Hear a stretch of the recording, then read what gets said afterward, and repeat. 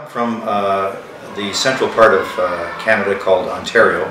We have 10 provinces and 3 territories. And so Ontario is pretty well in the middle alongside Manitoba and Quebec. I live in a place called Wasaga Beach, which is a lovely place primarily for retirees. We've moved there about 13 years ago and we set up home there. We have 3 children all grown up. One is 41, the other is 39, and the daughter is 36. So we have 2 boys and a girl, and correspondingly we have 9 grandchildren, the oldest being in grade 8 and the youngest being about a year.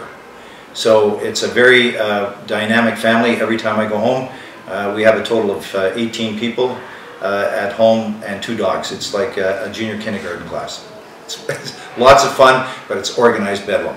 Well, as a product of the post-war era, because I grew up and I was born in, believe it or not, just after the war in 1946. That's a long time ago, and the Second World War ended in 45. My father was a pilot for the Canadian Air Force, and so I guess the virtues of the day reflected in my education. Corporal punishment was normal.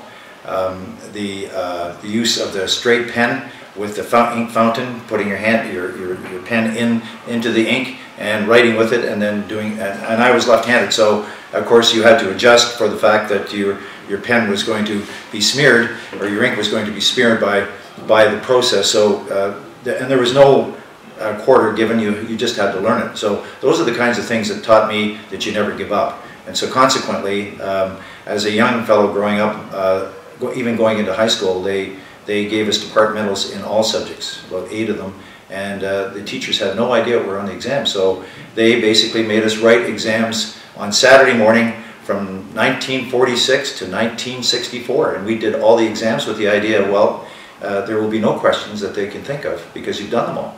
And so consequently, when we had those departmental exams, if you got a 70, you really earned it. And we were proud of that 70.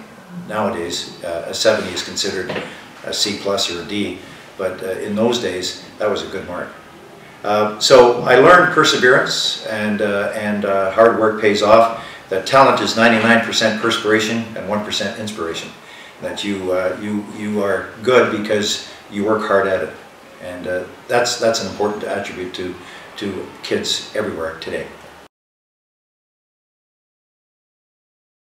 Well, of course, a computer, for a chap like me who all his life has been steeped in research, in many ways the computer is much like having a library without the books. That if you want to research a theme, cross-reference themes, you have it at your fingertips. So the ease of information and the global village has become smaller and smaller, so that's a good thing. The difficulty with technology, of course, is that there's a good side and a dark side. And some people choose to use technology for the good and others not. So that will always be the dilemma. There will always be the affective domain, the attitudinal aspect of technology and how it's used. We learned all about nuclear energy as I grew up, but of course I was the product of the fear of the bomb. I mean, it's the same kind of analogy. So through it all, technology in itself can be good or not, depending on what it's used for.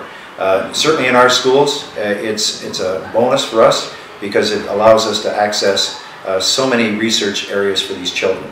But the bottom line is the teachers are still needed. Teachers are still needed to teach them knowledge, skills, and attitudes. We can get the information, but the personal touch is what is critical to the teacher. I started teaching in 1969. After graduating from the University of Manitoba. In those days, you did not need a teaching certificate. You took your teaching certificate in the summers because there was such a need for teachers in the North Country. And I worked in a place called Kapuskasing, which was my hometown, for about 9 years, both at the high school and at the elementary school.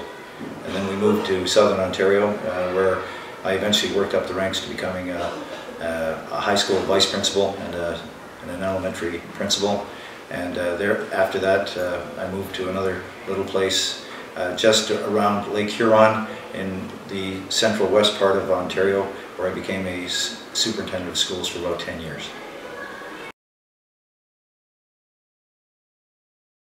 Well, I think there's some similarities amongst the three countries, in as much as parents want their children to have an edge up with respect to other students, because they see that the value of international education through the Canadian brand. So I was privileged to have served as a principal in China on 2 occasions, and also director of Canadian Education Center Network, now known as Maple Bear Schools, in Korea for 1 year. And in all those places, the parents wanted to work hard with their children so that they were preparing them through the English milieu in preparation for career opportunities for their children. That was the similar part. The divergence, I think, between, say, the Chinese and Korea, which is very similar to the Egyptian, is that I don't think the Egyptian students quite yet understand the competitiveness nature of the Oriental side, that these parents are prepared to pay as much as they can through real hardship, because they know that their retirement plans are vested in the future of their children. And so here, many of these children here do not quite understand that yet, that this is, they don't understand that there are limitations for them. And so consequently we see that the students in Korea and China are doing extremely well. We're coming up here in Egypt, but it's a slower process. I think that having a school out in 6th of October allows people to be reflective of what's going on in Egypt, and I think that there's a safety factor here that isn't necessarily the case maybe in, say, near Tahrir Square. So people are ever mindful about Tahrir Square, and the media will hype it, but quite frankly, I'm an older fellow who feels very, very secure and safe here, and we have a very committed group of parents who think that their children are getting a superb education here through the Canadian Manitoba brand. And so we're delighted to have every year a high quality group of teachers coming over from Canada, and they provide the excellent service. We provide in-service for them here. We try to take care of their security needs, and quite frankly, after 4 years, we've seen only improvement here in the school, not actually a downward slide, but a terrific improvement in terms of the quality of life of the teachers and the continued growth of the school.